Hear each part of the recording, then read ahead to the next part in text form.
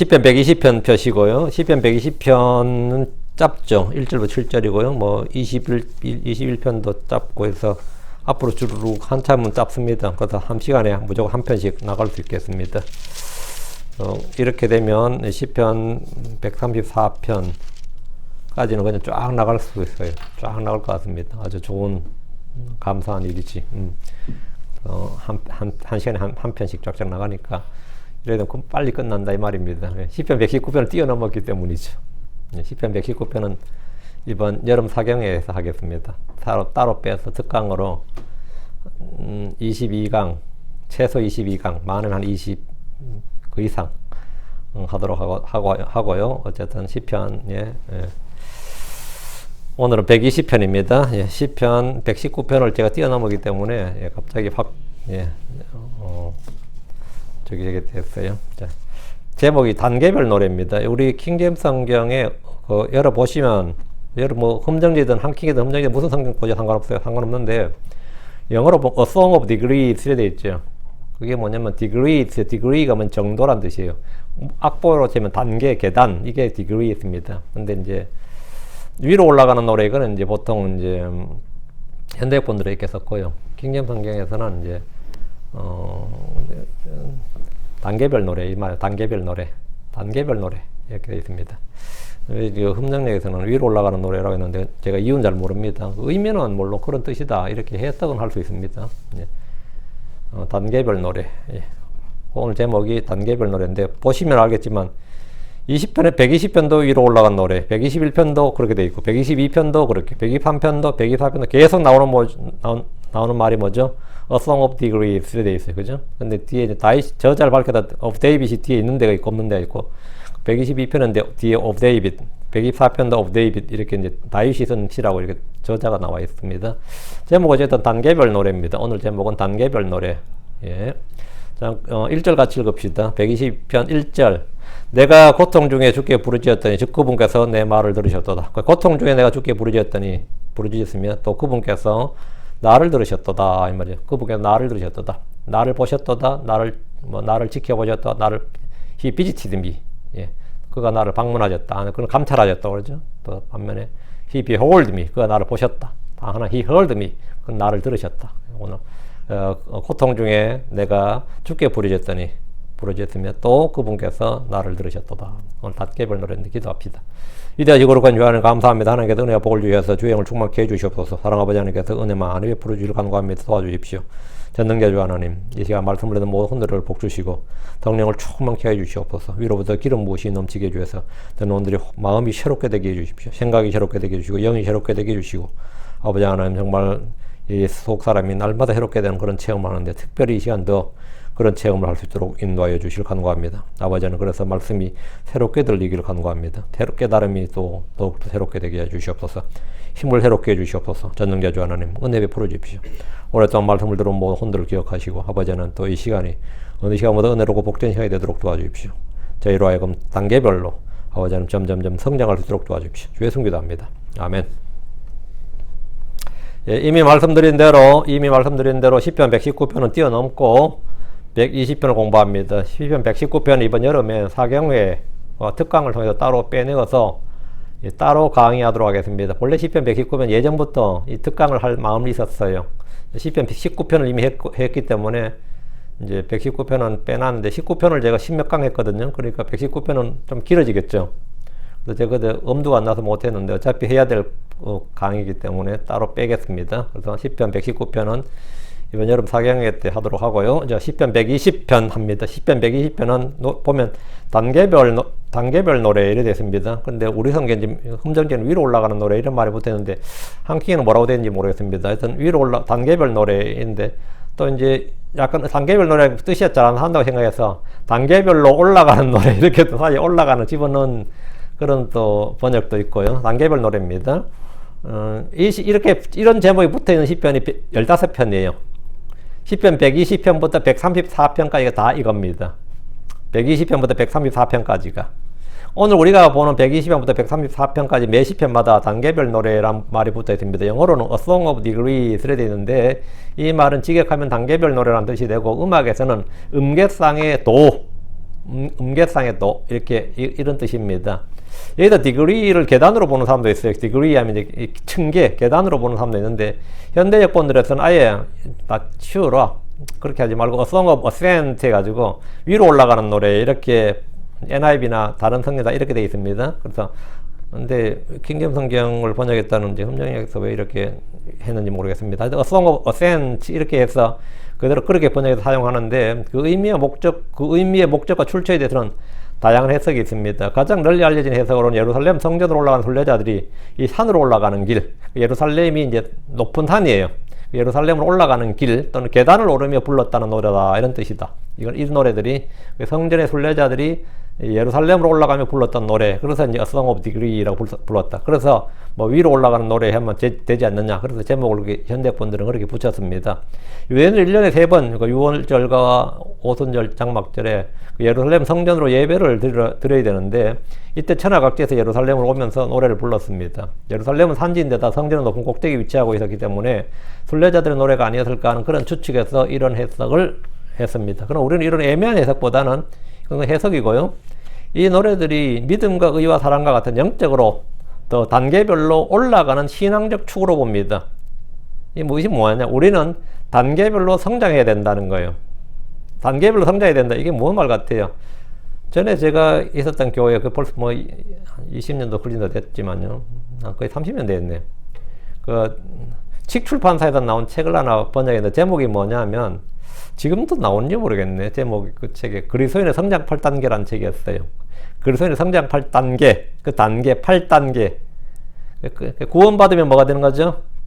너희가 갓 태어난 아기들로서 순수한 말씀의 저주를 사모하라. 이 나오죠.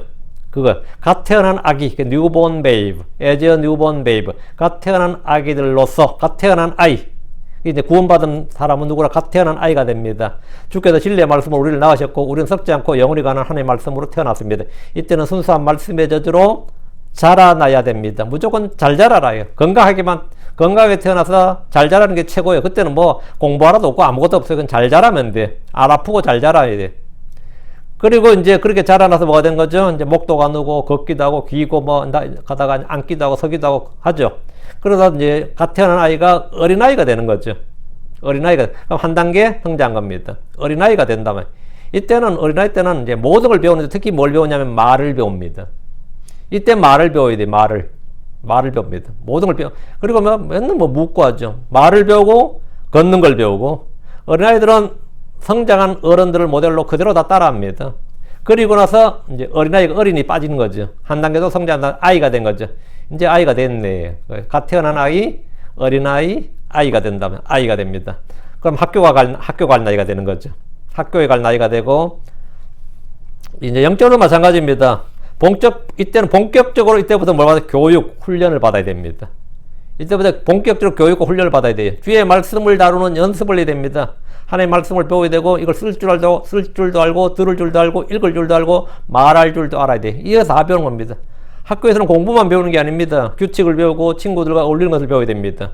그래, 애 때 그걸 배우지 않으면 안 되죠. 그 친구들과 친구도 사귀어야 되고 해야 된단 말이죠. 성도들도 교회에 와서 성도들과 어울리는 법을 배워야 됩니다. 그리고 성장해야 됩니다. 그래가지고 little children 그래요. 그래서 갈라디아 4장 19절에 나의 어린 자녀들아 너희 속에서 그리스도께서 형성되시기까지 내가 다시 너희로 인해 출산하는 수고를 겪노라. 해산의 수고를 겪노라 하는 거죠. 이게 나의 어린 자녀 너희 속에 그리스도께서 형성되시기까지 이미 구원받았는데 우리 속 사람이 어떻게 된다는 거죠? 예, 그리스도께서 형성돼야 된다고. 그래서 사도 바울은 이 말씀으로 낳는 것도 힘든 일이었겠지만 그죠? 이 아비의 심정으로 유모의 마음으로 이 양육하는 일도 만만치 않았다는 거죠. 양육하는 일이 얼마나 힘들었든지 산고의 수고를 하야 돼. 그게 출산한 수고를 겪노라, 해산의 수고를 겪노라 했다 이런 거예요. 아이들은 태어났다고 전부가 아닙니다. 이때 제대로 성장하지 못하면 평생 골칫덩을 하게 됩니다. 사도 요한은 그의 편지에서 반복해서 어린 자녀들아 이렇게 부르면서 가르칩니다. 요한일서 2장 28절에 또 이제 어린 자녀들아 그분 안에 거하라. 이제 어린 자녀들아. 요한일서 3장 17절에 어린 자녀들아 아무도 너희를 속이지 못하게 하라. 요한일서 3장 18절 나의 어린 자녀들아 우리가 말과 혀로만 살아하지 말고 오직 행함과 진리 안에서 하자. 요한일서 4장 4절 어린 자녀들아 너희는 하나님께 속하고 또 그들 이겼나니 이는 너희 안에 계시문께서 세상에 있는 그보다 더 크시기 때문이라. 계속 어린 자녀들아 나오죠. 요한일서 5장 21절 어린 자녀라 너희 자신을 지키고 우상들로부터 멀리하라. 아멘. 어린 자녀에 대한 이 명령 당부가 굉장히 많습니다. 어린 자녀들이 그리스도의 학교에서 배워야 되는 중요한 진리들이 바로 이런 것들이라는 겁니다. 이런 것들이. 이렇게 이제 배우면 이게 평생 가는 거죠. 이때 배우는 게 평생 갑니다. 어릴 때 읽은 책이 평생 간다 그런 말 있죠. 어른들이 읽은 책은 평생 안 가요. 다 까먹지. 근데 어릴 때 읽어놓은 책이 평생 갑니다. 어릴 때 배운 지식이 또 평생 가고 그때 좌파교육 받으면 안 돼요. 평생 가 그게. 그때 선생한테 뭐 이상한 소리 들으면 그거 깨부수기가 진짜 쉽지 않습니다. 어릴 때 어떻게 누구한테 뭘 들었냐가. 그래가지고 이 사실 킹제임스 성경 진영에서도요. 구원받고 처음에 뭐 구원파 간 사람, 장로교 간 사람, 뭐 감리교 간 사람, 또 아니면 뭐 여러 있거든요. 그러다 이제 어떻게 성경 알아대서 이제 늙어서 킹제임스 성경 오면 어떨 것 같아요? 안 바뀌어요. 어릴 때 배워놨던 건 다 그대로 가지고 있다고. 그대로 가지고 그 껍데기만 살짝이지 사실 제대로 안 바뀝니다. 바뀌는 게 없어요. 그 초년기에 이 킹제임스 성경으로 교리를 딱 잡으면 좋은데 그런 사람 한국에 별로 없어요. 한국 교계 자체에 별로 없다고. 어릴 때 다 어디서 전부 다 다르게 배워가지고 그 지금도 목사들끼리 만나면 뭐 말을 안 해. 왜? 하면 싸우니까. 그 아예 성경 이야기를 뭐 한 달에 한 번 만나도 성경 이야기 별로 안 해요. 성경 이야기 하면은 싸운다고. 서로 생각. 그 사람도 그렇게 생각하더라고. 참. 그것도 또 판단하게 되고 욕하게 되니까 아예 말 안 해버린 거죠. 어린 자녀들이 그리스도의 학교에서 배워야 하는 중요한 진리들. 이때 배운 것을 바탕으로 우리는 평생을 살게 됩니다. 실제 그렇습니다. 평생을 살게 돼요. 사회에 나오면 배운 것을 활용하고 경험을 쌓을 뿐이지 뭔가 새로운 것을 더 배우는 것은 사실 거의 없습니다. 이제 다음 어린 자녀들이 이제 다음에 자녀들이 됐다. children 된다 그래. 다음에 그 children이 뭐냐면 젊은이들이에요.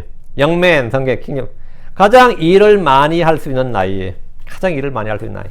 이때 가장 중요한 덕목은 어른들 특히 장로들에게 복종하는 겁니다. 이때 이제 20, 30대 때 복종하는 거예요. 베드로전서 5장 5절에 마찬가지로 너희 젊은이들아 장로에게 복종하라. 젊은이들은 그 사악한 자를 이기고 처음부터 계신 그분을 압니다. 신앙은 이렇게 단계별로 성장을 하는 겁니다. 그래서 이 단계별 노래라 그런 거예요. 단계별 노래. 다음 젊은이가 다 뭐가 된 거죠? 영면에서 맨이 되는 거예요. 영이 떨어진 거예요. 어른이 되는 겁니다. 어른. 젊은이가 어른이 되면 이때는 어른이 뭐 하는 겁니까? 다음 세대를 위해 일합니다. 부모들이 자식들을 위해 살듯이 자식들을 위해 일한다 그러잖아요. 어른들은 아이들을 양육하고 그들이 잘 자랄 수 있도록 지키고 보호합니다. 어른들이 젊은이들을 이끌어줍니다. 성경은 이들을 아버지들아, 성경 fathers 이렇게 아버지들아 이렇게 말합니다. 다음은 나이가 들어서 장로들, 원로들이 됩니다. elder가 돼, elder. 성경에서 장로들은 믿음에 좋은 평판을 얻은 자들입니다. 그래서 이렇게 성장을 해야 돼요. 성장을. 사도 베드로나 요한과 같은 사도들이 장로들이었습니다. 그냥 나이만 들면 노인이 되죠. 주의 말씀으로 성장한 노인들은 교회의 원로가 됩니다. 원로가 뭐예요? 장로가 된다고요. 그리고 마지막으로 the aged 있나요? 나이 든 자, 나이 든 자 바울은 할 때 나이 든 자. 사도 바울이 말년에 자신을 나이 많은 자 이랬습니다. 빌레몬서 1장 9절에 사랑을 인하여 나 바울은 나이 많은 자로서 이제 또 예수 그리스도로 인해 갇힌 자로서 내게 간청하노라. 나 바울은 나이 많은 자로서 이래. 나이 많은 자로서. 뭐 나이가 벼슬은 아니지만 사도 바울이 나이 많은 자로서 할 때 이 나이 많은 자는 뭐냐? 장로 다음이에요. 근데 그러고 나서 죽는 겁니다. 나이 많은 자로서 이제 또 예수 그리스도로 인해 갇힌 자로서 내게 간청하노라. 이것이 그리스도인들의 뭐냐? 성장 단계입니다. 그리스도의 성장대. 이게 뭐냐면 단계별 노래예요. 이렇게 우리는 그리스도 안에서 갓난아이부터 the aged까지 이게 뉴본 베이브에서 the aged까지 이렇게 자라나야 돼요. 이렇게 우리는 그리스도 안에서 자라나야 됩니다. 믿음이 자라야 되고 진리의 지식, 영적 지식, 우리 주 예수 그리스도를 아는 지식, 거룩한 것을 아는 지식에서 자라나야 되고 사랑도 자라나야 되고 풍성해져야 됩니다. 우리는 땅에서 싹이 나서 위로 자라나는 식물들처럼 계속해서 위로 그리스도 머리 대신 그리스도까지 자라나야 됩니다. 베드로후서 3장 18절에 오직 은혜 안에서 자라고 우리 주시며 구주신 예수 그리스도를 아는 지식에서 자라가라. 그분께 영광이 지금 그리고 영원토록 있을지어다. 아멘. 습니다. 생명 있는 성도는 자라나야 됩니다. 열매를 맺어야 됩니다. 자라나라. 주의 말씀대로 우리는 자라나야 됩니다. 에베소 4장 15절 오직 사랑 안에서 진리를 말하며 모든 것 안에서 그분에게 이르도록 자라고자 하미니 그분은 머리고 그리스도시니라. 자라나라. 성장하는 성도란 말은 그냥 구호가 아니라 우리가 매일 새롭게 됨으로 지식과 믿음과 사랑이 은혜 안에서 자라나는 겁니다. 하나님의 말씀은 자라납니다. 믿음은 자라납니다. 골로새 2장 19절에 또 머리를 붙들지 아니하나니 이 머리로부터 온몸이 마디와 힘줄의 영향을 공급받고 함께 결합하여 하나님께서 자라게 하시는 대로 자라느니라. 자라게 하시는 분은 주님이다 했대. 위로 올라가는 노래, 이렇게 된 이 말은 뭐냐? 단계별 노래란 말이야. 단계별 노래. 그게 무슨 단계? 예. 신분을 말한 게 아닙니다. 신분 지위를 말한 게 아닙니다. 영적 성장의 단계. 그 영적 성장을 위한 노래다 이 말입니다. 자, 사도행전 12장 24절. 그러나 하나님의 말씀은 자라나고 크게 불어나더라. 하나님의 말씀은 자라나고 크게 불어나더라. 우리는 하나님을 아는 지식에서 자라야 됩니다. 우리는 지금부터 이 단계별 노래란 제목에 붙어 있는 15편의 시를 공부할 겁니다. 이 시를 공부한다는 건 굉장한 거예요. 여러분이 시편을 사실은 내가 성경을 외워야 된다면 어느 성경을 외워야 될까요? 그러면 시편을 외우는 게 사실 제일 좋아요. 한자를 공부를 예전에 조선시대는 사대부들이 뭘 했어요? 당연히 한글 공부 안 했습니다. 다 한자 공부했지. 한글로는 정보를 얻을 수가 없습니다. 아무리 세종장이 뭐 했는지 몰라도 한글로는 정보 자체가 없어요. 그래서 한자로 모든 게 있었기 때문에 한자 공부를 했죠. 왕도 한글 안 썼어요. 근데 태계 이황 같은 사람이나 이런 사람들이 어릴 때부터 한자만 배웠기 때문에 그럼 한자로 시를 쓸 수 있었느냐 그러면 그건 또 별개의 문제입니다. 한시를 쓴다는 게 남의 나라 말이라 쉽지가 않습니다. 그래서 태계 이황 같은 사람이 한시를 쓰고 싶은데 한시가 안 되는 거예요. 진짜 성리학의 대가라는 소리를 듣는 그런 사람도. 그래서 어떻게 했을 것 같아요? 중국에 시경이라는 책이 있습니다. 사사 삼경류 시경. 시경이 그렇게 시가 많진 않아요. 몇 편인지 모르겠네. 제가 예전에 모르고 내가 시경을 다운받고 그래서 받았었는데 그 시경을 태계 이황이 다 외워버렸어요. 그래서 그 사람이 쓴 그 산문집에 태계 이황이 책에 나와요. 시경을 완전히 다 외우고 나서 비로소 자기가 한시를 쓸 수 있었다. 그래 되거든요. 시경을 다 외우고 나서 한시를 쓸 수 있었다. 내가 이 말 왜 하냐면 여러 킹제임스 성경이나 이 시편을 다 외우고 나면 다 외운다 이제 무리인가? 150편인데 나도 시를 쓸 수 있을 것 같다 이 말이지. 응? 난 지금도 시를 쓸 수 있겠지만 솔직히 시 같지 않잖아. 근데 내가 시다운 시를 쓰고 싶다면 그 히브리인들은 성경을 완전 시어거든요. 노랫말이에요 자체가. 다윗이 시잖아요.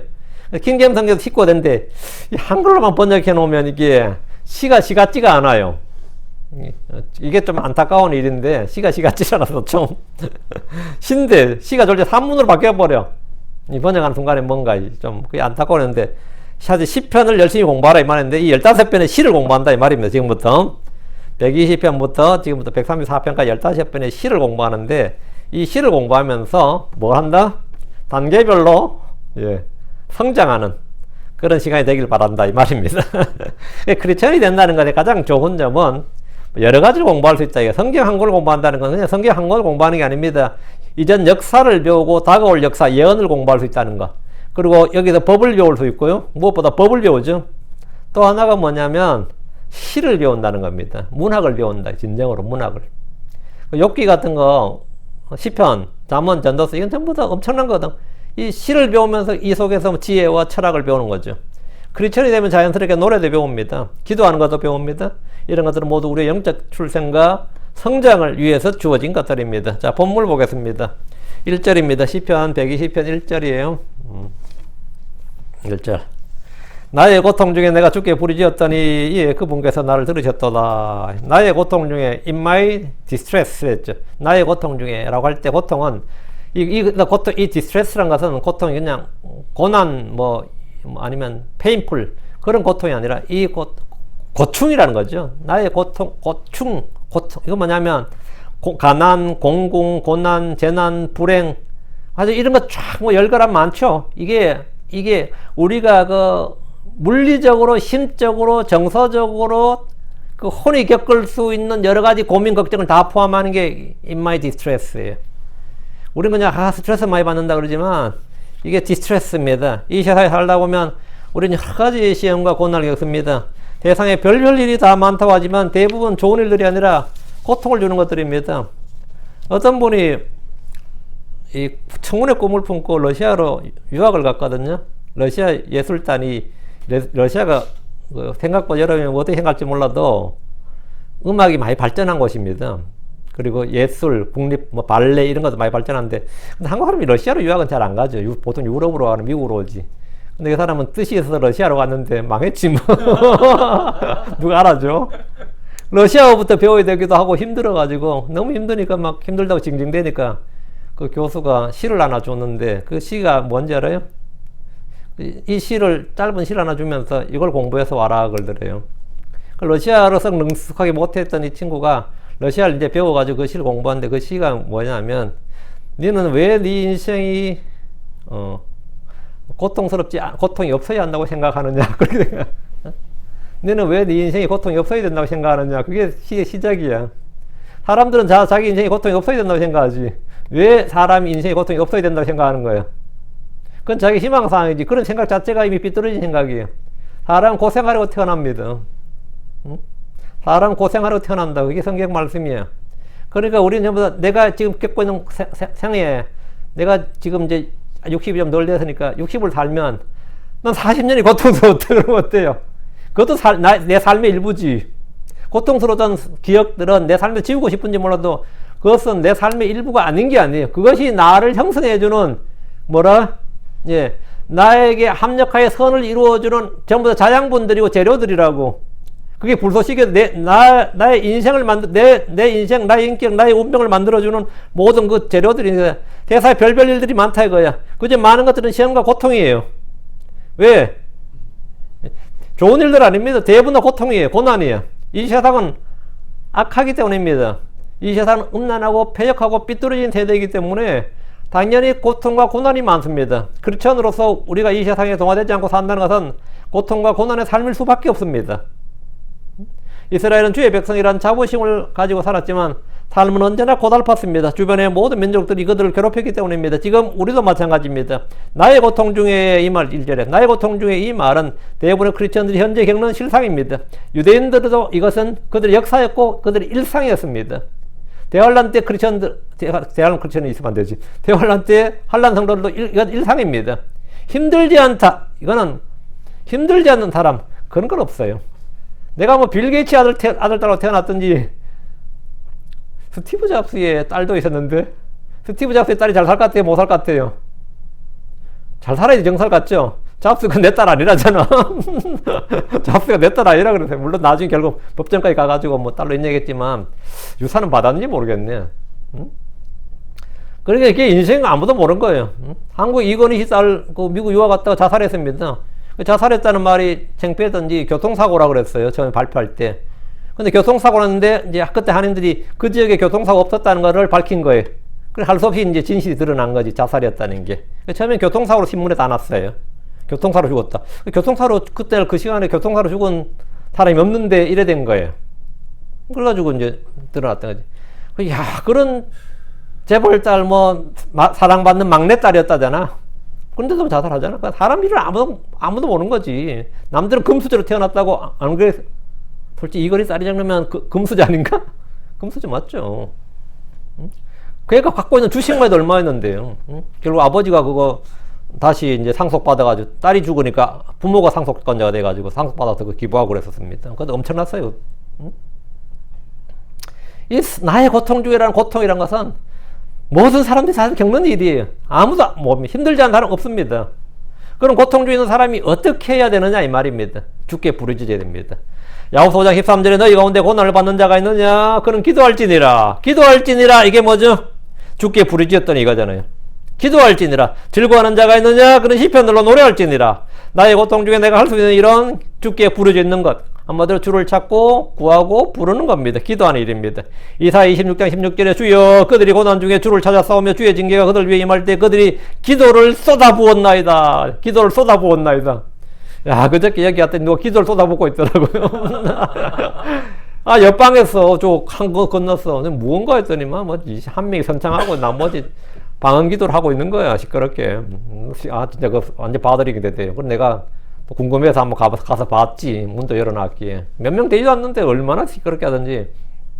그래서 그들은 뭐 기도를 쏟아부었다 이거야. 기도를 쏟아부었나이다. 어? 주의 고난 중에 주의 징계가 그들 위해 임할 때 그들이 기도를 쏟아부었나. 제일 잘한 겁니다. 우리 중에는 겉보기에 잘 사는 것처럼 보이고 행복해 보이고 남의 부러움을 받는 사람들처럼 보여도 속은 고통으로 신음하고 썩어들어가고 타들어가는 사람들이 한둘이 아닙니다. 한둘이 아니에요. 지금 우리 교회 같이 성도 적은 교회도 어떨 것 같아요?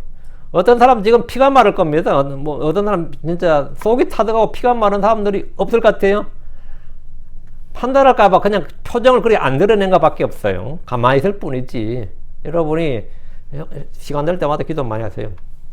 말을 하지 않아서 그렇지 힘들어 죽겠다는 사람 한둘이 아닙니다. 한둘 아니에요.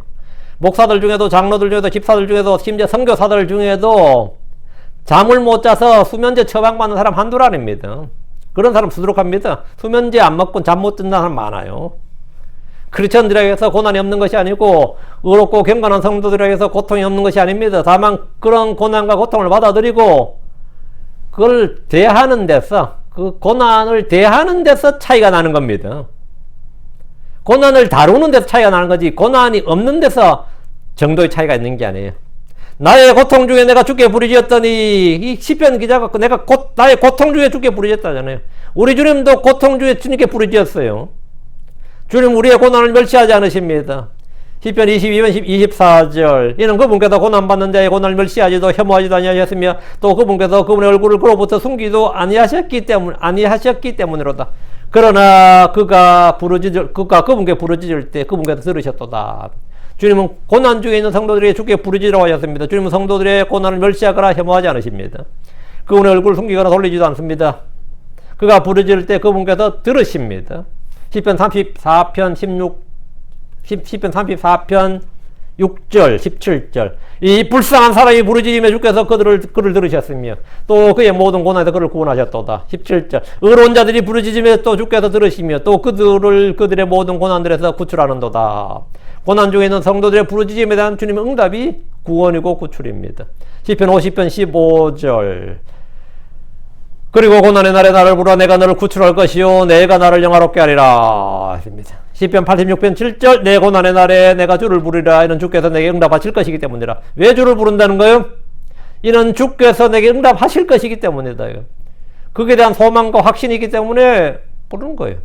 우리는 이런 주의 약속의 말씀을 굳게 붙들고 신뢰하고 기도해야 됩니다. 그런 사람들은 주의 구원, 주의 구출이란 선한 간증들로 가득하게 됩니다.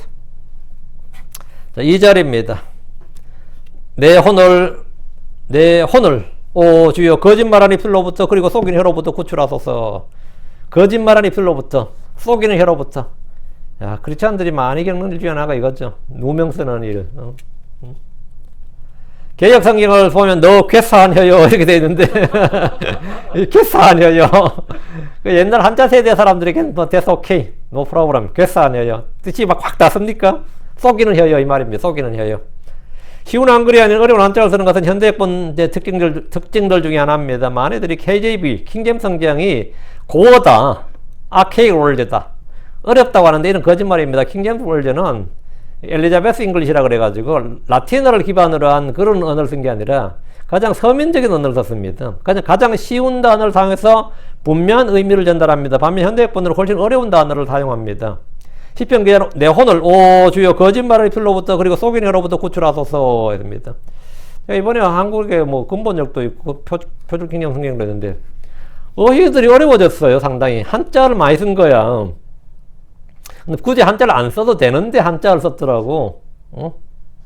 때렸더라 하면 되는데 뭐 가격하였더라 이런 식으로 뭐 가격이나 때렸더라 같은 말인데 쳤더라 하면 될 걸 뭐 가격하였더라 뭐 때렸더라 하면 될 걸 구타였더라 이런 식으로 틀린 말은 아니에요. 근데 가장 서민적인 언어, 가장 쉬운 언어를 사용하려고 애를 써야 돼요. 이 번역할 때 의미가 가능하면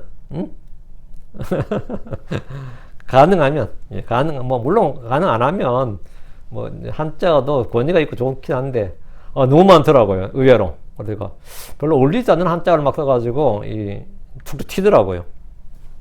예, 그래서, 괴사한 혀요 하는 식이지. 어쨌든, 내 혼을 주여 거짓말한 입술로부터, 그리고 속이는 혀로부터 구출하소서라게 되는데, 사람들의 혀가 가장 강력한 살상무기라는 겁니다. 독 어때요? 독은 살상무기죠. 창은 살상무기, 칼은 살상무기, 화살은 살상무기입니다. 불은 활상무기, 다 살상무기입니다. 그 성경에 따르면 혀는 죽이는 독이 가득합니다. 혀는 칼이요 창이 화살이고 혀는 불입니다. 야고보 3장 5절 6절에 이와 같이 혀도 작은 지체로 내 큰 일들을 자랑하는도다. 보라 작은 불이 얼마나 큰 물체를 태우는가. 혀는 불이요 불보의 세계라. 혀는 우리의 지체들 중에 그와 같아서 온몸을 더럽히고 본성 행로에 불을 붙이며 지옥불에 놓여 있느니라. 불을 붙인다. 지옥불에 놓여 있다 했습니다. 사람의 혀는 누군가를 죽이기도 하고 살리기도 합니다. 건전한 혀는 생명나무입니다. 이 말은 뭐죠? 살린다 이 말이죠. 건전한 혀는 생명나무다. 잠언 15장 4절에 건전한 혀는 생명나무니라. 건전한 혀는 한 생명나무니라. A가 있어 한자 넣었네요. 건전한 혀는 한 생명나무니라. 지혜로운 자의 혀는 건강입니다. 잠언 12장 18절에 지혜로운 자의 혀는 칼로 찌르듯이 말한 자가 있으나 지혜로운 자의 혀는 건강이니라. 지혜로운 자의 혀는 건강이다. 지혜로운 자의 혀는 건강이다. 건전에는 생명나무다 했어요. 거짓말한 입술 속인 혀로부터 구출해달라는 것은 성도들을 공격하는 가장 흔하고 강한 것이 바로 이 거짓말한 혀, 입술 이것들이기 때문입니다. 여기는 독사의 독이 가득합니다. 3절입니다. 10편 120편 3절. 내게 무엇이 주어져야 할까 아니면 내게 무엇이 행해져야 할까 너 거짓된 혀여 이랬죠. 내게 무엇이 주어져야 할까? 지금 이 흠정의 성경에는 이 능동태를 바꿔버렸는데 이거는 태를 바꾸면 안 될 것 같아요. 이 수동태를 능동태를 바꿔도 될 때가 있는데 한국말이 너무 어색하면 능동태를 바꿔야지 어떻게. 근데 지금 3절 같은 경우는 바꿔버리면 의미가 달라집니다. 내게 무엇이 주어져야 될까? 그 2절에는 말은 거짓된 혀, 이제 속이는 입술, 속이는 혀, 거짓된 입술인데 이 거짓된 입술과 속이는 혀를 어떻게 해야 될까? 우리 뭐라 그러죠? 불로 지져 그러잖아. 그 이놈의 혀와 입술을 대체 어떻게 해야 되냐 이 말이죠. 그럼 뭐 혀를 잘라 그런 거 있죠. 혀를 묶어 그런 거 있어요. 그게 여기 사람들도 그런 표현 씁니다. 그 한국 사람이 미국 사람 또 그건 뭐 동서양이 부분 없어요. 내게 무엇이 줘야 될까? 저놈의 혀를 어떻게 하지? 저놈의 주둥이를 어떻게 하지? 그거겠죠. 주둥이를 깨매버렸으면 좋겠다. 그러니까 밑싱으로 박아버리면 좋겠다. 그런 말 하죠. 그 이야기예요. 내게 무엇이 주어져야 될까? 아니면 내게 무엇이 행해져야 할까? 너 거짓된 혀야.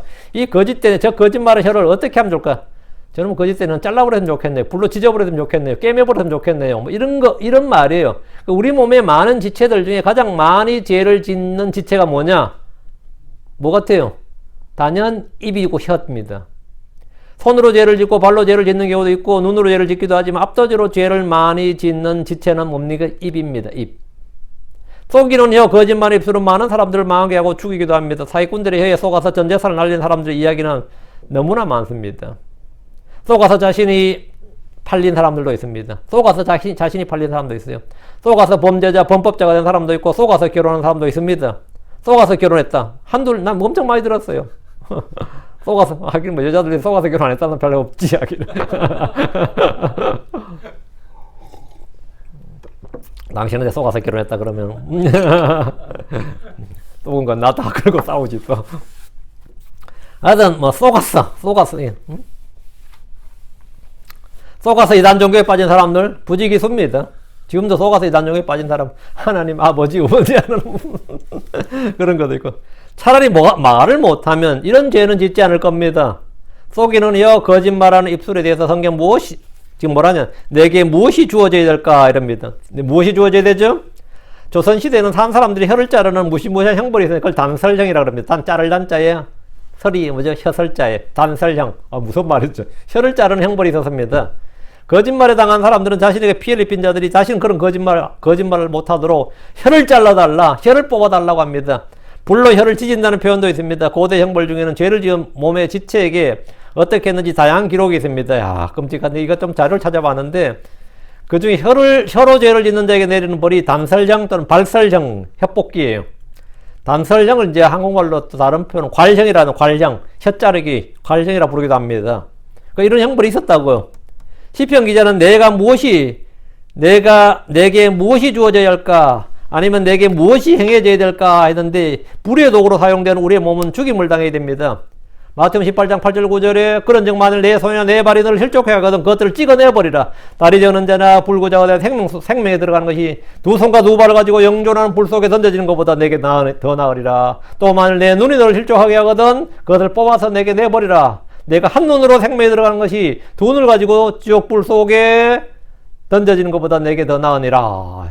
그러니까 주님께서 손과 발과 눈에 대해서 말했는데 혀에 대해서 여기서 언급 안 했는데 혀는 어떻게 되는 거예요? 잘라버리라, 뽑아버리라, 뭐 이런 거죠. 그러면. 그러니까 손이나 발이나 눈이나 죄를 짓게 하는 것들은 없애버리라 이 말입니다. 지체를 없애버리라. 골로 3장 5절에 그러므로 땅에 있는 너희 지체들을 죽이라. 지체들이 뭐죠? 땅에 있는 너희 지체들을 죽이라. 곧 행음과 음행과 부정함과 무절제한 애정과 악한 욕정과 탐욕은 우상 숭배니라. 자, 그렇다면 혀나 입술도 마찬가지입니다. 그러나 크리스천들 중에서 아무도 그런 사람 없습니다. 만약 이걸 뭐 교회에서 실행한다고 생각해 보세요. 뭐 난리 나지. 우리가 육신의 정과 욕심을 처리하는 방법은 그리스도 십자가를 통해서 육신의 정과 욕심을 못 박는 겁니다. 성령을 통해 몸의 행실을 죽이는 겁니다. 마찬가지로 우리의 지체들도 그와 같이 죽이는 거예요. 성령을 통해서 몸의 행실을 죽이는 거예요. 로마서 8장 13절에 성령을 통해 몸의 행실을 죽이면 살 것이기 때문이라. 성령을 통해 몸의 행실을 죽인다. 가장 먼저 처리될 게 뭐 손과 발과 눈과 다 있겠지만 혀, 입이다 이 말입니다. 우리가 거짓된 혀로부터 구출받는 방법은 늘 주의 말씀에 따라 행하는 겁니다. 늘 주의 말씀에 따라 행하는 거예요. 4절입니다. 4절. 강한 자의 날카로운 화살들과 로뎀나무의 숫들이로다. 로뎀나무란 게 한국말로 노간주나무입니다. 혀에 대한 설명인데 거짓된 혀는 강한 자의 날카로운 화살들이란 말입니다. 입의 혀는 마음속에 있는 것들을 말로 쏠 수 있는 화류 화살입니다. 내 마음속에 뭐가 아이디어가 가득해, 생각이 가득하고 뭐가 속에 가득 차 있어도 혀로 내뱉지 않으면 뭐가 되죠? 이게 밖으로 나갈 수가 없죠. 상대방이 나가지 못한다고. 내가 여기서 상대방까지 나가게 하는 방법이 뭡니까? 나가게 하는 방법이 말이죠. 근데 옛날에 말해봐야 북으로는 몇 사람한테 하는 거잖아요. 이 말은 장거리 미사일이 아니에요. 아주 짧은 거리만 말할 수 있다. 말이란 건 짧은 거리만 말할 수 있다고. 그렇죠. 그런데 말이 몇백 미터가 아니라 몇천 킬로미터가 갈 수 있게 된 게 뭐냐면 그게 방송입니다. 언론 방송이란 것은 뭐죠? 한국에서 아나운서가 말하면 미국에서 들을 수 있잖아요. 이 말을 몇천 미터, 장거리 미사일, 핵탄두 미사일처럼 만들어 놓은 게 방송이에요. 그게 언론이에요, 언론. 그 언론의 위력이라는 것은 뭐냐면 말의 화살을 옛날에는 소총도 아니었지 뭐. 우리가 옛날에 쓰는 말은 그 새총이었다면 요즘 소위 말해 영향력 있는 사람이 하는 말은 뭐가 된 거죠? ICBM이야. 지구 한 바퀴를 돌 수 있는 거예요. 지구촌 어디나 때려 쏠 수 있는 거라고. 강한 자의 날카로운 화살들. 이 화살이 너무 멀리 날아가는 거예요. 미국에서 하는 말이 그 다음날 아니지 뭐 실시간으로 중국까지 한국까지 전달되고 중국에서 한국 하는 말이 실시간으로 여기까지 전달되잖아요. 시편 64편 3절에 그들의 혀를 칼처럼 갈며 또 그들의 활들을 구부려 그들의 화살들 즉 독한 말들을 쏘나이다. 독화살 쏜다 이거예요. 독한 말들을 쏜다잖아요. 혀가 구부리면 뭐 활이 되는 거고 말이 화살이 되는 거죠. 자기 입에 화살, 칼, 독, 불을 뿜는 자는 주의 칼, 주의 화살에 죽임을 당합니다. 로뎀나무의 숫들이란 사악한 자의 혀가 불이란 말인데 로뎀나무는 한국에서 노간주나무라고 주니퍼 해서 노간주나무라고 그럽니다. 아람으로 레템나무인데 한국 성경에서 음력을 해버린 겁니다. 레템나무를 이제 로뎀나무 이렇게 음력을 해서 번역을 한 겁니다. 왜? 한국말로 뭔가 좀 약간 안 맞다고 생각한 거죠. 그 로뎀나무라고 그러는데 로뎀나무의 특징이 뭐냐면 왜 로뎀나무의 숫들이란 한국에서 숫하면 숯불이 어디에 필요하지? 한국 사람 숯불하면 고기 구우는 데 필요하지. 그리고 숯불이 강한 숯불, 오래가는 숯불이 중요해요. 한 숯을 자꾸 중간에 갈아줘야 되잖아. 그러니까 오래가는 숯불은 밤새 가고 뭐 2, 3일 가고 그렇습니다. 진짜 오래가는 숯불은 그 좋은 숯불이죠. 근데 가장 오래가는 숯불이 이제 저는 뭐 나무에 그렇게 잘 나가는 건 내가 시골에서 겪은 나무라는 게 뭐 소나무 아니면 참나무니까 그 참나무 숯불이 오래가요. 참나무 오래 탑니다. 불 한번 붙여놓으면 잘 타요. 단단해가지고 오래 타고 바짝 마른 대추나무 그건 이제 불 붙지도 않지만 한번 붙으면 뭐 그냥 안 끄면 막 일주일이고 그래 가요. 계속 연기 부으면서 그냥 가. 그런데 왜 성경에 로뎀나무의 숫들이라고 그랬냐면 로뎀나무가 이 숫이 기가 막힌 숫이에요. 그 일설에 여행자가 쓴 글에 보면은 광야에서 로뎀나무로 불을 붙여가지고 로뎀나무 불을 지펴서 음식을 해 먹었는데 그냥 뭐 음식 해 먹고 나서 뭐 여기가 남부처럼 뭐 산이나 이러면 어떻게 불을 잘 꺼야죠. 물을 붓든지 아니면 아니, 뭐, 모래로 덮어버려가지고 불 잘 끄고 흔적 안 남기고 가야 되는데, 거의 뭐 광야고 하니까, 그냥 대충 해놓고 갔대. 응? 대충 해놓고 갔는데, 1년 뒤에 그곳에 다시 와보니까 아직도 불씨가 남아있더라. 그래요. 그게 로뎀나무의 숯불입니다. 1년 뒤에 그곳에 다시 와보니까, 아직까지도 그곳에 로뎀나무 숯불이, 불씨가 있었더라는 거예요. 거기에. 작은 불씨가 있더라는 거예요. 안 꺼졌다는 거, 완전히 꺼진 게 아니더라는 거예요. 살아있더라는 거예요. 조금 미약하게 살아있더라는 거야. 엄청난 이야기지, 이거는. 사악한 자의 혀가 뭐라고? 사악한 자의 혀의 위력이 로뎀나무 숯불이야. 이 잔불이 안 꺼지는 거예요, 잔불이. 응? 한번 뱉은 말은 금방 사라지고 없어지고 죽어버리는 것이라고 생각했는데, 내가 그 말한 지가 언젠데 그랬는데 그게 아니야. 3주가 지나고 3년이 지났는데도 아직도 그 말이 누구가의 가슴에 뭐 불이 붙어 있어요. 꺼진 줄 알았는데 안 꺼져 있어요. 어떤 사람의 마음엔 수십 년씩 그냥 잔불이 자리 잡았죠. 연기를 피우고 있거나, 아니면 미약하게나 불이 붙어 있어. 그래서 꺼진 줄 알았는데 다시 불길이 확 솟아올라. 뭔가 계기가 되면. 그래서 그 불길을 다시 올라. 네 말들이가 생각이 또 나네. 열받네. 생각할수록 열받네. 뭐지? 불길이 다시 일어난 거지. 평소 잊고 지내면서 난 완전히 뭐 꺼진 줄로 생각했는데 꺼진 불도 다시 보자. 그 말했죠. 평소 잊고 지내다가 갑자기 생각이 나고 어떤 사건을 보니까 다시 불길이 확, 그때 그 녀석이 그렇게 말했는데 이러면서 잔불이 있는 거예요. 여러분 또 그런 거, 지금 여러분 마음속에 그런 거 있죠? 없을 수가 없지. 저도 어릴 때 들은 그 쌍놈의 자식이 하는 거 있는데 그 사람들 지금 다 죽었어요.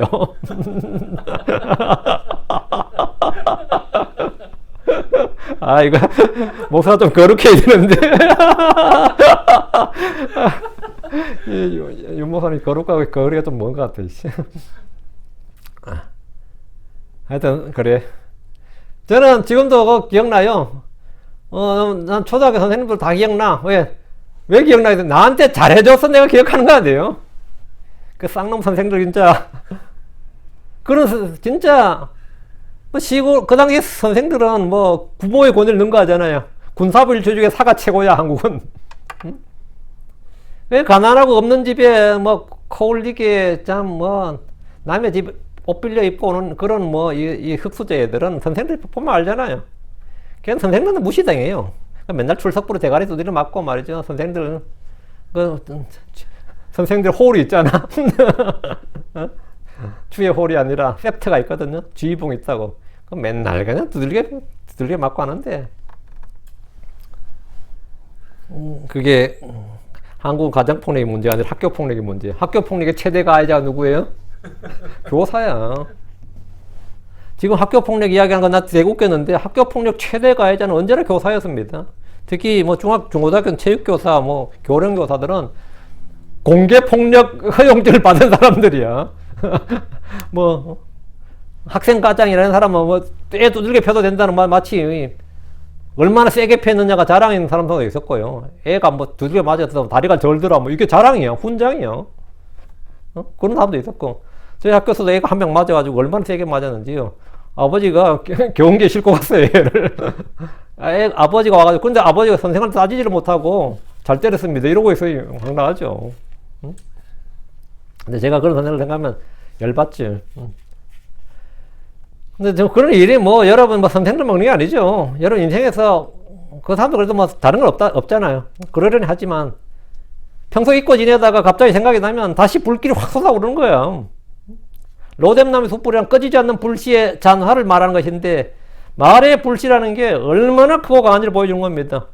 저도 이제 생각해보면 내 말에 그런 상처를 받은 사람이 꽤 있을 것 같아.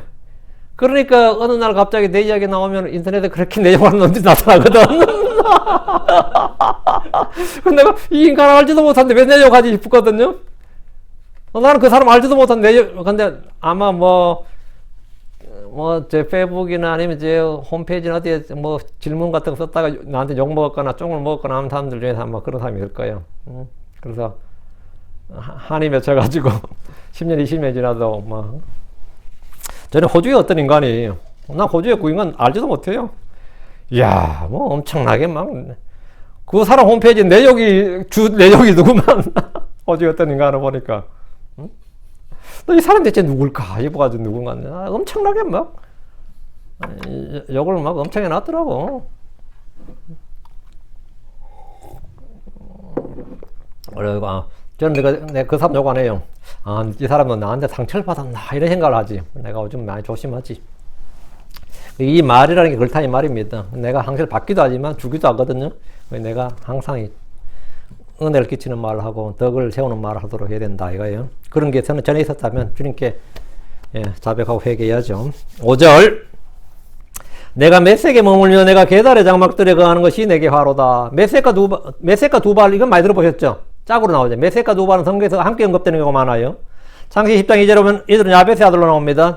역대기상 1장 5절에도 메섹과 계달이 야벳의 아들로 언급이 됩니다. 에스겔서 27장 13절에 메섹은 상인들로 이스라엘과 거래하는 민족으로 언급되어 있습니다. 메섹은 약탈자로 언급되는데 메섹과 두 발의 최고 통치자가 누구예요? 우리가 그 유명한 곡이죠. 곡에 대한 예언이 있습니다. 게달의 이스마엘의 후손으로 아라비아 반도를 누비던 약탈자들이었습니다. 시편 기자가 내가 메섹에 머물며 내가 게달의 장막들에 거했다. 이 말은 한국 사람들이 내가 사할린에 머물렀다. 내가 일본 오사카에 머물렀다. 아니면 중국 어디에 머물렀다. 이 말과 같은 말이에요. 그 말은 뭐죠? 내가 왜 거기 머물 사람이었는데 내가 왜 거기 머무냐고. 왜 거기 머무냐고. 그러니까 내가 메섹에 머물며 내가 게달의 장막들에 거했다. 이 말은 주님이 주신 가나안 땅에 살지 못하고 이방 땅 이교도들의 땅으로 포로로 잡혀가서 거기서 포로 생활 종사를 했다 이 말입니다. 이스라엘이 전쟁에서 지면 여러 나라로 팔려가거나 그들의 땅에 노예로 잡혀가서 거하게 됩니다. 바벨론 포로기 이후로 유대인들이 전 세계에 흩어져 살게 된 것은 전쟁의 패배로 포로가 되고 종이 되었기 때문입니다. 신약에서는 로마 군대에 패배하고 온 세상으로 흩어졌습니다. 내가 메섹에 머물며 내가 게달의 장막들에 거한다는 것은 이들이 낯선 이교도들의 땅에 거한다는 말인데 한국 사람들이 중국이나 일본에 거하는 것은 그래도 그나마 흔하지만 중앙아시아에 거하는 것은 왜 그런 거죠? 내가 카자흐스탄에 머문다 이 말 뭐예요? 내가 카자흐스탄에 거한다. 왜 카자흐스탄에 거하지? 응? 사업하러 간다 그게 아니란 말이지. 내가 중앙아시아에 거한다 이 말은 뭐예요? 스탈린의 강제 이주 정책에 따른 겁니다. 아픈 역사가 있어요. 미국이 남한을 점령했다. 이게 지금 좌파들이 이야기하죠. 미국이 남한을 점령했다. 미국은 남한을 점령해서 남한 사람들을 미국으로 끌고 가지 않았어요. 하와이로 끌고 가지도 않았고 어느 나라로 끌고 가지 않았습니다. 스탈린이 북한을 점령해서 해방군으로 왔다. 이렇게 교과서에 가르친다더라고. 스탈린은 북한 사람 엄청나게 끌고 갔습니다. 그리고 북한에 일본 공장을 많이 지어줬죠. 공장을 막 떼갔어요. 막 공장을 그것도 전리품이랍시고 공장을 떼가고. 그래서 그때 북한 사람들이 강제 이주 정책 끌려간 사람들이 그게 지금 고려인 2세, 3세 그렇게 나온 거 있죠. 그 사람 다 그런 사람들입니다. 강제 이주 정책이 있다는 거예요. 그런데 소련군 침략에 붙들려간 사람들 그런 나라가 아픈 역사를 가지고 그 사람들은 점령군이 아니었다 그러면 어떡해. 응? 그러니까 이스라엘 사람들이 메섹과 게달의 장막들에 거한다는 것이 바로 그런 의미예요. 주께서 이 땅에 오시면 이들은 모두 그들의 본래 땅으로 모여서 거기에 나무처럼 뿌리를 내리고 살게 됩니다. 내게 화로다 이 말은 그들이 이방인들의 땅에 사는 것이 복이 아닌 재앙이기 때문입니다. 주의 백성이 주님이 주신 땅이 아닌 곳에 살게 되면 재앙이죠. 왜? 일단 주를 섬길 일이 불가능합니다. 주의 복을 지킬 일도 불가능합니다. 음식이 다르고 종교가 다르고 문화가 다르고 언어가 다릅니다. 안식을 지킬 수 있어요? 절기 지킬 수 있어요? 안 되죠 당연히. 유대인들은 유대 땅에 살아야 정상적인 영적 생활을 가능하고 율법을 지킬 수가 있는 겁니다. 그럼 크리스천들은 어디에 거해야 됩니까? 유대인들은 유대 땅에. 그렇지. 그럼 크리스천들은 어디에 거해야 됩니까? 우리가 거해야 될 곳, 우리가 살아야 될 곳, 우리가 뿌리 내려야 할 곳은 그리스도 예수님 안입니다. 그래서 예수 안에 뿌리를 내려야 돼요. 그분 안에 거하지 않으면 내게는 화가 있습니다. 그런데 내가 그리스 철학에 심취하고 동양 철학에 심취하고 불교에 심취하고 무슨 다른 어떤 사람들의 책에 그러면 그 사람이 막 가는 거지. 내가 크리스천인지 몰라도 내가 거해야 될 곳은 유교 사상도 불교 사상도 무슬림 사상도 철학도 그런 종교도 아닙니다. 동양 종교, 인도 종교, 고대 종교 아니에요. 내가 거해야 되는 것은 뭐라고? 그리스도 안, 주의 말씀 안에 거해야 됩니다. 항상 주의 말씀 안에 거해야 돼요. 6절입니다. 내 혼이 화평을 미워하는 그와 함께 오래 거하였도다. 참 아쉬운 일이죠. 안타까운 일이지. 이같은 의로운 롯이 소돔에 오래 함께 있었던 것 같습니다. 야곱이 라반의 집에 오래 거한 것이나 요셉이 이집트에 오래 거했던 것도 이와 같습니다. 바벨론 포로기 때 이스라엘은 70년 동안에 이교도들과 함께 거했습니다. 70년 어때요? 70년. 내 혼이 화평을 미워하는 그와 함께 오래 거하였도다. 그들은 주님 주신 약속의 땅을 떠나 이방인들의 땅에 오래 거했는데 주후 70년에 일어난 디아스포라는 지금까지 이어지고 있습니다. 그들은 유럽, 아프리카, 인도, 아시아로 흩어졌습니다. 합평을 미워하는 자란 이스라엘의 합평, 예루살렘의 합평을 원치 않는 자들이란 말입니다. 세상 이스라엘이 평안하게 형통하게 되는 걸 원치 않습니다. 유대인들의 국가가 세워지는 것도 원치 않습니다. 그럼 우리는 예루살렘 합평을 위해 기도하고 그들이 모두 구원받기를 원합니다. 내 혼이 화평을 미워하는 그와 함께 오래 거하였도다. 나를 멸하는 자들, 나의 형통을 원치 않는 자들과 함께, 그것도 오래 함께 있었다는 것은 보통 괴로운 일이 아닙니다. 그들은 얼마나 오래 있었느냐? 2000년, 그리고 2000년 이상 그렇게 있었다 이거예요. 응? 세상은 유대인들을 미워하듯이 크리스천들을 미워합니다. 이유는 간단합니다. 그들은 악하기 때문입니다. 주 예수를 미워하기 때문입니다. 요한복음 15장 18절에 세상이 너희를 미워하면 그것이 너희를 미워하기 전에 먼저 나를 먼저 미워한 것임을 너희가 아느니라. 세상이 우리를 미워하는 것은 우리가 세상에 속하지 않고 하나님의 택함을 받았기 때문입니다. 요한복음 15장 19절에 만일 너희가 세상에 속하였으면 세상이 자기 것을 사랑하였으리라. 그러나 너희가 세상에 속한 것이 아니오 오히려 내가 세상에 너희를 택하였으므로 세상이 너희를 미워하느니라. 우리 이 땅에서 나그네와 순례자로 살면서 수많은 미움과 멸시와 박해를 받으며 삽니다. 성경은 이들을 화평을 미워하는 그라고 했는데 여기서 말하는 화평은 하나의 화평, 하나님과의 화평입니다. 하나님의 화평, 하나님과의 화평을 미워한다. 성령의 열매로서의 화평이에요. 우리 주 예수는 화평의 통치자고 평강의 주이십니다. 7절 나는 화평을 원하나 내가 말할 때 그들은 전쟁을 원하는다. 성경은 성도들이 뭐래요? 가능하면 너희가 할 수 있는 대로 모든 사람과 화평하게 지내라 그래요. 로마 14장 19절에 그러므로 우리가 화평을 이루는 일들과 서로를 세워주는 일들을 따르자. 우리는 다툼과 불화를 일으키고 혼란을 조장하는 자들이 아닙니다. 예수 그리스도는 혼란의 창시자가 아니라 화평의 창시자입니다. 그리스도의 복음은 화평의 복음입니다. 화평케 하는 자들이 복이 있다는 말씀대로 우리는 화평을 추구합니다. 나는 화평을 원하나 이것은 모든 크리스천들의 공통입니다. 나는 화평을 원합니다. 모든 사람들은 하나님과 원수관계, 적대관계입니다. 하나님과 화평 없이 그 누구도 마음의 평안을 누릴 수가 없습니다. 완전한 평강과 큰 평강은 평강의 주이신 그분으로부터 옵니다. 예수 그리스도의 십자가의 피를 통해 화평을 이루셨습니다. 나는 이런 화평을 원합니다. 많은 이들이 이웃과의 화평 이전에 내 마음의 평안과 평강을 얻고 싶어 합니다. 이웃과 화평도 중요하지만 지금 중요한 건 나도 내 마음에 좀 평강이 있었으면 좋겠다. 내 마음이 너무 초조하고 불안하고 다급하고 지금 막 흔들리고 짜증도 나고 저도 짜증이 좀 나는데 갱년기 증상인가? 아니면 성령 충만하지 못해서인가? 화평의 주, 평강의 주께서 그 화평의 말씀으로 또 이 성령의 열매로서 이 은혜가 나를 다스리지 못하면 내가 짜증이 나고 내 마음이 요동을 치는 거죠. 갱년기 증상, 호르몬 부족은 아니야, 그거는. 제가 뭐 지금 이 나이에 호르몬제 먹을 나이는 알잖아. 맞나? 아닌가? 50대 먹어야 되나? 호르몬의 문제는 아니에요. 이거는 영적인 문제라고. 완전한 평강, 평강의 주이신 그분으로부터 하나님의 평강이 너희 마음을 다스리게 하라. 하나님의 평강이 내 마음을 다스려야지 호르몬제가 필요 없고 뭐가 필요 없는 거지만 아니면 내가 뭐 우황청심만 먹고 우황청심만 먹고 요즘도 우황청심만 파나요? 응? 아니 뭐 그런 내가 약을 의지할 수는 없는 거 아니에요. 응? 그 내 마음의 평강을 얻는 방법이 뭐냐예요. 그 사람들 평강을 얻고 싶으니까 일단 내 마음의 평강을 얻고 싶으니까 종교를 찾기도 하고 뭐 마음 수련이니 뭐 호흡법이니 요가를 배우기도 하고 뭐 운동을 하기도 하고 그렇죠? 마음을 이제 안정하고자 뭐 상담을 하기도 하고 약을 먹는 이도 있고 음악을 듣고 스포츠를 하는 이들도 있고 뭐 별거 다 있습니다. 뭐 사람들하고 좀 모여서 여행을 다니는 사람도 있고. 근데 이 전쟁은 내 마음에서 이 다툼과 전쟁, 불화 이게 어디서 나는 거냐 이거 어디서 나는 거냐 어디서 나는 거예요. 마음을 안정을 고시 어떻게 되느냐. 야고보 4장 1절에 너희 중에 전쟁들과 싸움들이 어디로부터 나느냐 그것들은 너희 지체들 속에서 싸우는 너희 정욕들에서 나는 것이 아니냐 이랬어요. 그 이 전쟁의 원인을 정확히 알아야지 뭐 화평을 얻을 거 아니에요. 그 너희 지체들 속에서 사는 정욕들 전쟁은 여기서 나는 거예요. 여기서 내 마음에서 이게 나면 내 가족과 뭐 마누라하고도 싸우고 자식하고 싸워요. 부모하고 싸우고 형제하고도 싸우고 예. 내 마음에서 전쟁이 터졌어. 내 마음에서 전쟁과 싸움이 터졌다고요. 그러면 짜증이 나니까 당연히 옆에 사람들 짜증을 내게 되고 또 짜증을 왜 내냐고 또 그다음 말싸움 하게 되고 말싸움 하다 보면 주먹 다짐 하게 되고 뭐 이래 되고 당연히 또 이웃과 싸우게 되고 뭐 직장남도 누구하고 싸우게 이렇게 싸우게 되는 거죠. 싸움이란 그런 거죠. 그러니까 사람들이 마음의 안정과 평화와 안식과 자유와 기쁨을 얻지 못하는 것은 지체들 속에서 싸우는 정욕들 때문에 이 정욕들 때문이단 말이죠. 내 안에 있는 죄의 법 때문에 죄의 법이 나를 사로잡아. 나도 내가 생각해도 이래서는 안 되는데 내 죄의 법이 내 생각의 법을 사로잡아 간단 말이야. 이끈단 말이지.